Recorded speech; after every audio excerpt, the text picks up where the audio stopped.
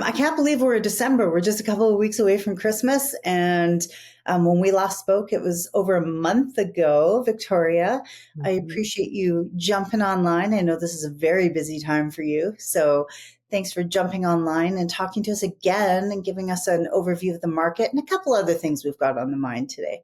No problem. My pleasure. Thanks for having me. Absolutely. So when we last talked, we had an update on the harvest across the country, looked at it region by region.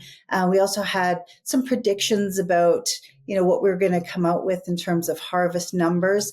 But since then, we've had the Stats Canada report. Would you be able to share some of your findings, your thoughts on some of the findings from that report? Sure, no problem. I'm just going to refer to my notes to make sure I have the right numbers, if that's okay. Absolutely, Um, please do. yeah. And actually, in terms of the overall production numbers, I'm happy to report that we weren't that far off from the United estimates. So StatsCan came up a little bit higher at 126.9. We were, I think, around 126.5 million hundredweight. So not too far off for 2024. Some slight differences in Alberta. They came in with a bit higher yield than we had expected, and even I think than they expected. So there's some slight differences there. But yeah, overall, our estimates weren't that far off. So I'm happy to report that at least in our discussions with growers across Canada, we're getting the right information, and it's a good confirmation for me. Where we see the actual difference is StatsCan made some changes to the 2023 numbers.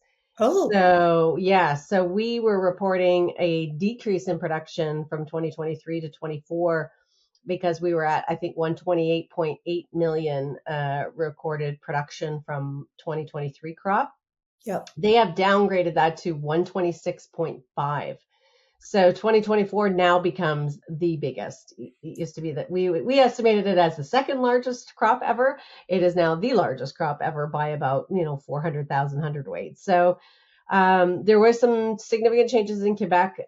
Quebec, though, is a contracted provider of information to StatsCan. They don't actually survey the growers directly in Quebec. So we are in discussions with InfoStatistic to see what some of the changes were. There was a big change to planted acreage, which of course then flows through all the way through to harvested and production. So we're kind of in discussions with them to see what the changes were there. But Right. anyway, so that's where we stand. So we end up with a 0.3% increase in production rather than our original predicted decrease. But the overall regional picture doesn't change too much. We see better production in the east. Last year's season was really tough on Quebec, New Brunswick, Ontario with the rain throughout the season, and this growing season was much better. So that we definitely see that reflected in a better crop, better yields, and better pack out, at least to start in terms of the harvest. We don't have the hollow heart and some of the other issues that we had last year. Right. So that's good. And then, of course, in the West, we see some decreases, and that's really in the the processing sector, where there was a reduction of contracted acres in both Manitoba and Alberta. Due to the pullback, there was a surplus last year. So most of the processors, the big processors, McCain, et cetera, ended up pulling back on production this year. So no big surprises in terms of regional. It's just the comparative look to 2023 because there were some changes there. So Right. And yeah, so overall, that's a good news story. I mean, that's a yeah, still a great crop. healthy So crop. yeah, very healthy crop and well balanced. New Brunswick was really short on processing potatoes last year. We're not going to see that this year. And the fresh crop in the Northeast is I think actually probably quite well balanced. There was some thoughts at the beginning, a little concerned about a few potatoes in the East, just because comparatively to last year it seems so much bigger, Right. but it really is a fairly well balanced crop. We talked a little last time about like the different varieties in terms of like white, yellow, doing a Mhm. little better. Is that all standard? Is that included in that report as well?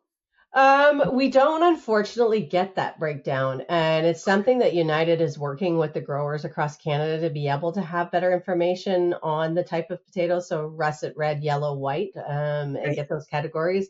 The provinces, for the most part, I think, collect that data provincially, but we've never really have been able to have that on a national level. So it's something we're working with our members to be able to give us a better picture of that. We Yeah. know anecdotally that similar to the US, red potatoes have been on a decline and yellow potatoes have been on an increase. Yeah. Um, we're starting to see, we think, the plateau of those yellow potatoes. That's one of the things we're seeing. Um, More acres are planted, but the yields are also much better than in the red varieties. So not you get sort of a double effect on overall production when you plant more yellows than reds. So there's been a question in the last, I'd say, 2 or 3 years, maybe when are we going to sort of reach that plateau with yellows? And there are some people starting to feel that maybe we've gotten to that place now. Because you don't want it to start getting out of balance in terms of supply and demand. So yeah, Right, that makes a lot of sense for yeah, sure. yeah. You started off earlier talking about how the weather had impacted Mhm. harvest. We're now into snow season. I don't know about you, but we are definitely cold and Yeah, snowy in Alberta. Um, yeah. what are we looking at across the country, and how does that impact currently with shipping and Yes, exactly. And I think, especially pre-Christmas where pre-holiday rush, we tend to have a bit of a lull in shipping post Thanksgiving, our Thanksgiving in October. November can have a bit of a lull at the beginning. Mid-November picked up and there's some overflow from the American Thanksgiving. It was a week later this year, so it was very late in November this year. yeah, So there's a bit of overflow in terms of demand there, and things have really picked up post pre-holiday, I should say. But yes, it starts to get concerning if you get a snowstorm and you can't get the trucks out. It becomes an issue. Right now, what I'm seeing, we're having snow in Quebec. They've had some snow in Ontario, but not to the impact of stopping shipping. Like it's cold, and we obviously have to be careful, but they're using refrigerated trucks and they're using the proper, yeah, temperature controlled, I should say, I suppose, trucks.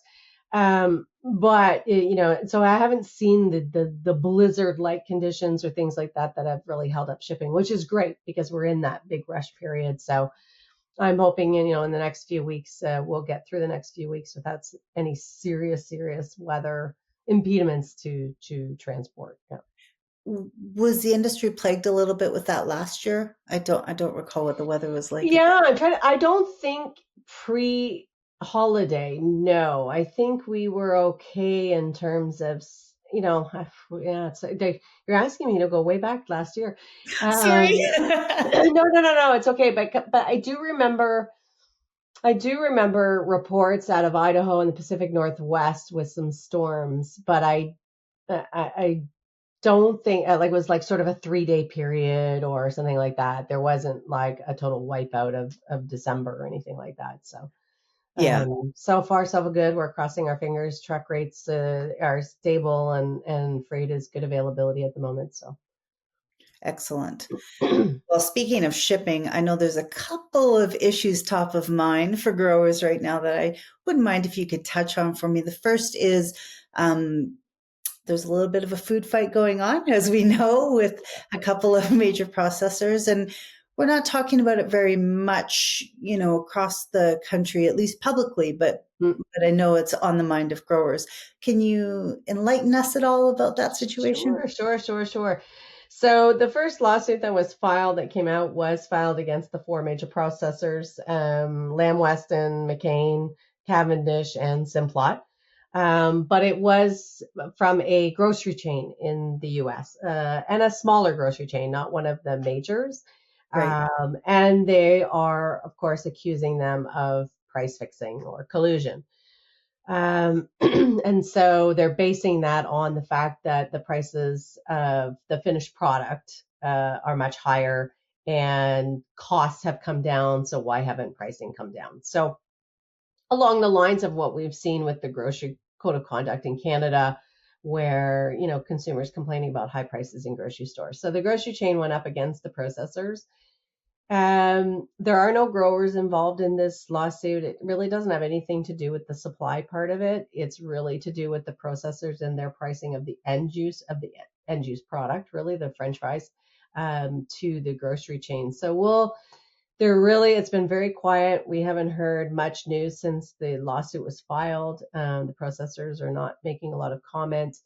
And the only other thing that's come out of it, of course, is I think it's the NDP in Canada has requested an investigation on our side of the border. There's no lawsuit on our side of the border or anything like that.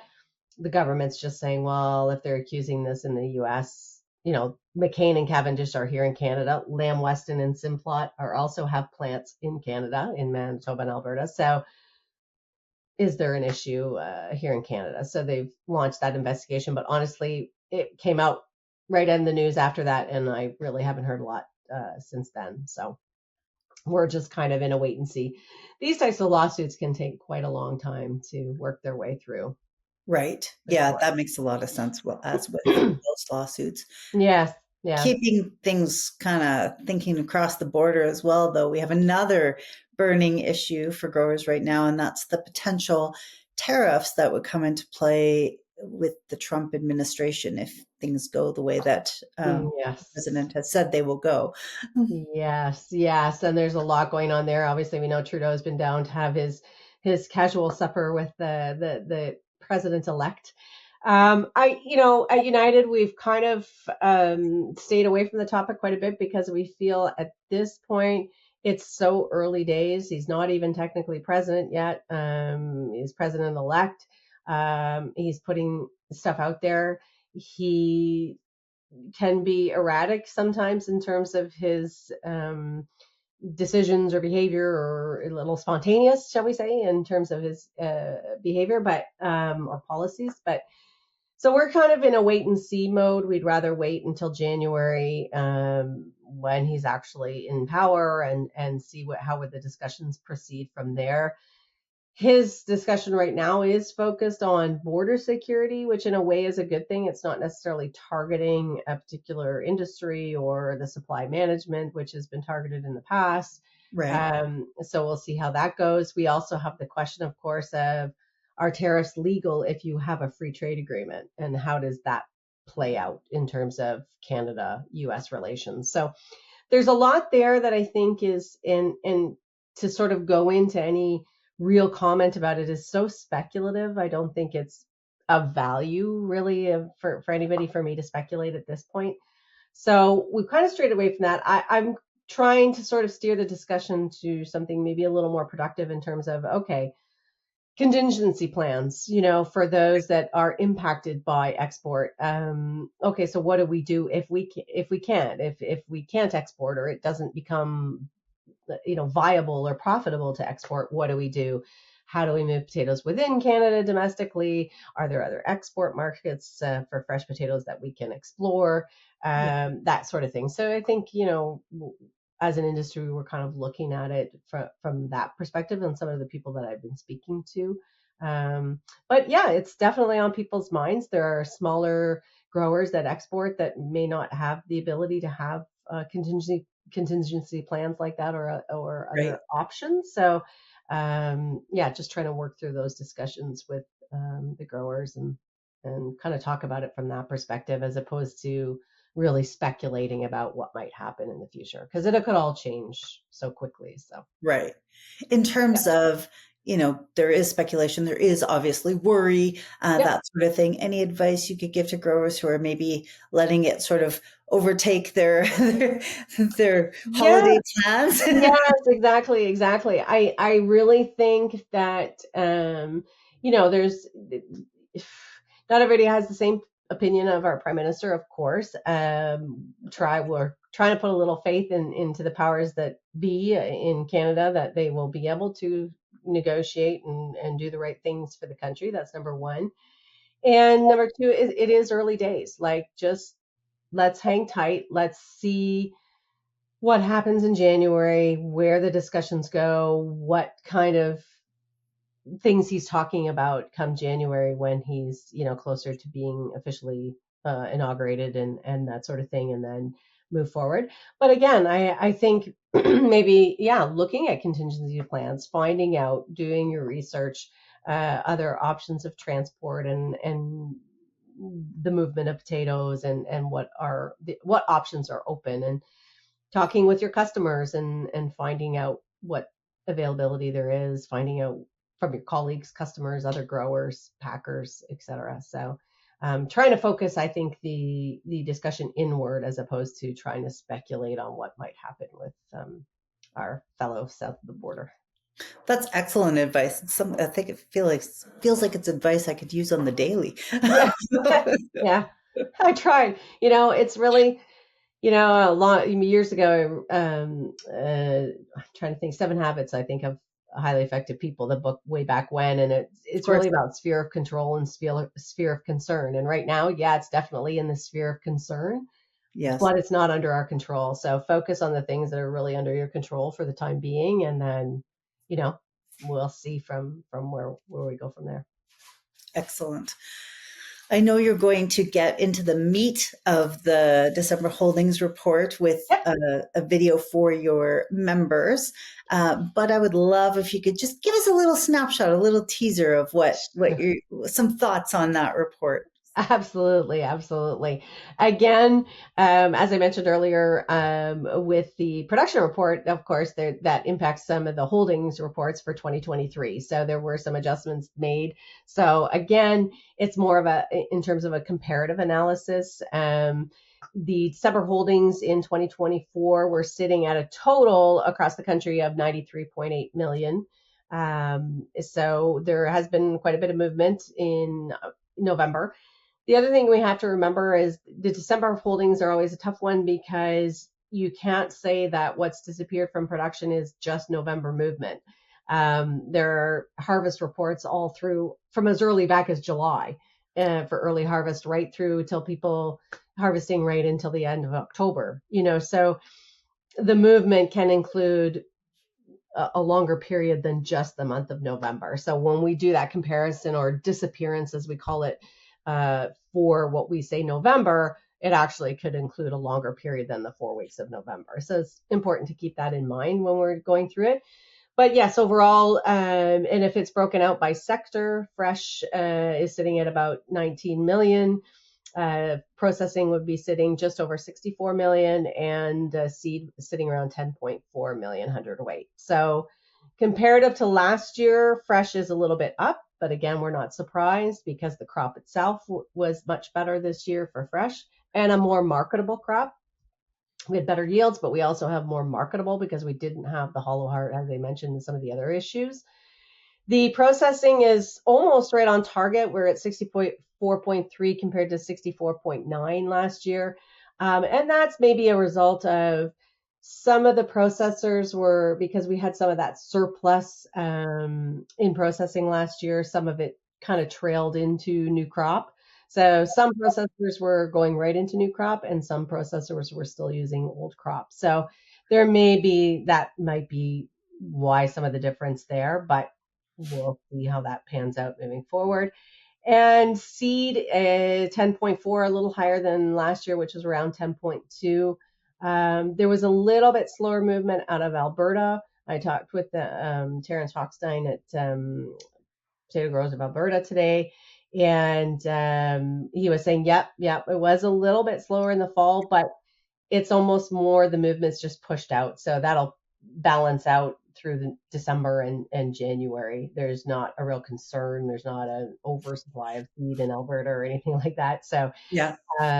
just in terms of the timing of some of the movement. So Excellent. that's kind of where we're sitting. So seed is up a little bit I was just looking at New Brunswick is down a little bit, but I think Ontario up slightly. But they had a little bit more planted acreage this year in seed and in fresh. So I'm not surprised that those things are there. So don't seem to be any big surprises. Generally overview, the east is up and the west is down, but that's related to what we talked earlier in terms of production, Right. planted acreage being down in the west and a better marketable crop in the east. So no serious surprises or concerns about movement in terms of the crop so far. Right. So in this case, no surprises are a good thing.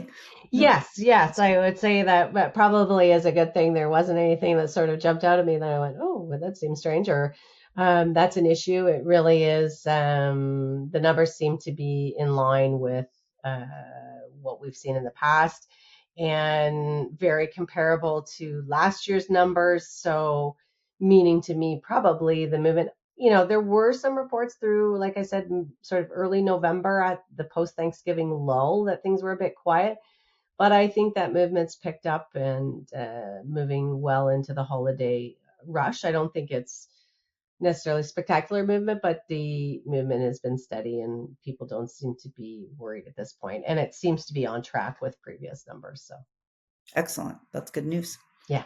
Good news all around. Yeah, Again, it seems to 20. be. I mean, yeah, I don't want to, jinx anything, but so far so good. Would you sum up we're in December, we're one less than a month away from the new year. Would you sum up 2024 as being good overall? Good year overall? I would say, especially in a comparison to 2023, where there was a lot of surplus in processing that people were dealing with. The East was dealing with weather conditions throughout the summer that were really not good.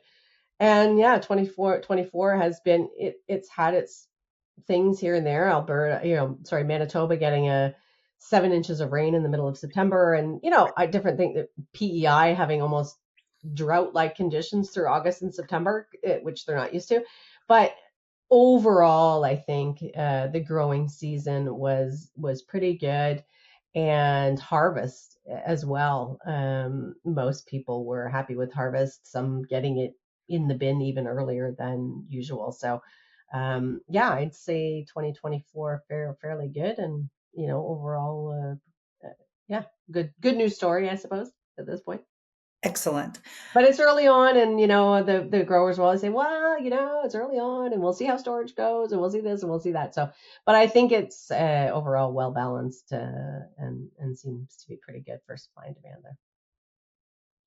Before I let you go on this Yep. part, I have one question, which is, as we look towards 2025, what is your hope for the industry?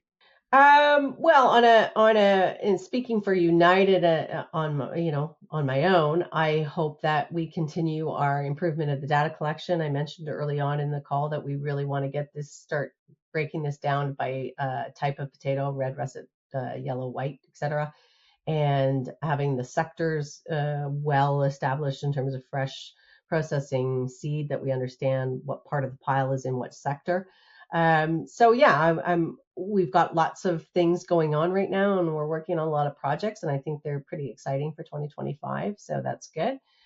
And then for the industry as a whole, I just, we want to make sure that our seed sector is well supported. Without the seed sector, the other two sectors are going to struggle. So Of course. definitely want to see that. We are looking forward to an expansion. The expansion coming online in June, I believe, in Alberta for the McCain Coaldale expansion. So that's exciting for them in terms of processing usage out there. So I think there's a lot of exciting things on the horizon. And yeah, just make sure our growers have the good information like what we're doing today, and can make good decisions about their crop. Excellent. That's perfect. Thank you. I'm really looking forward to doing our monthly updates. You teach me so much about Ah, the industry, but I think that's fascinating. So I will let you go, but thank you. Wishing you and your family a wonderful holiday season. thank you, and to you and yours.